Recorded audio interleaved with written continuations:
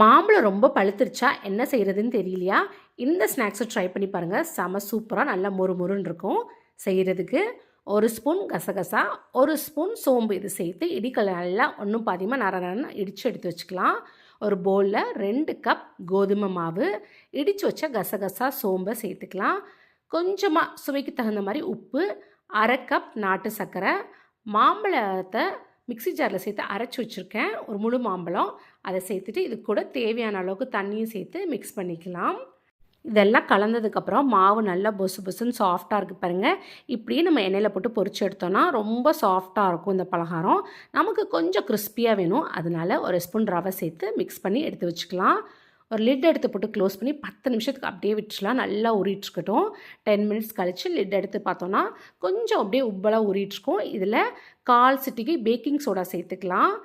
Optional தான், but சேர்த்து பாருங்கள், ரொம்பவே நல்லாயிருக்கும். ஏலக்காய் பொடி கொஞ்சம் சேர்த்து நல்லா மிக்ஸ் பண்ணி விட்டு கடாயில் எண்ணெய் சூடானதுக்கப்புறமா அடுப்பை லோ ஃப்ளேமில் வச்சுட்டு கையிலே மாவெடுத்து சின்ன சின்ன உருண்டைகளை இந்த மாதிரி கிள்ளி போட்டுக்கலாம். சப்போஸ் பிகினர்ஸாக இருந்தீங்கன்னா எண்ணெயில் டைரெக்டாக இந்த மாதிரி போட பயமாக இருந்துச்சுன்னா ஸ்பூன் பயன்படுத்தி போடுங்க, ரொம்பவே ஈஸியாக இருக்கும். இப்போ பாருங்கள், இந்த உருண்டைகள்லாம் எவ்வளோ அழகாக நம்ம சும்மா தானே அப்படியே கிள்ளி போட்டோம் ரேண்டமாக. நல்லா ரவுண்டாக வந்துருச்சு.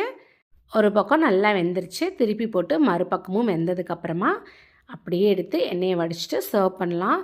சுட சுட சாப்பிடும்போது ரொம்பவே அருமையாக இருக்கும். வெளியே கிறிஸ்பியாகவும் உள்ளே நல்லா சாஃப்டாகவும் சூப்பராக இருக்கும். அடுப்பு லோ ஃப்ளேமில் வச்சு வேக வைக்கணும், அப்போ தான் இந்த மாதிரி கிறிஸ்பியாக நமக்கு கிடைக்கும். அவ்வளோதான், குயிக்காக மாம்பழம் கொழு ரெடி பண்ணியாச்சு. ட்ரை பண்ணி பார்த்துட்டு எப்படி வந்துச்சுன்னு எனக்கு கமெண்ட் செக்ஷனில் சொல்லுங்கள். தேங்க்ஸ் ஃபார் வாட்சிங்.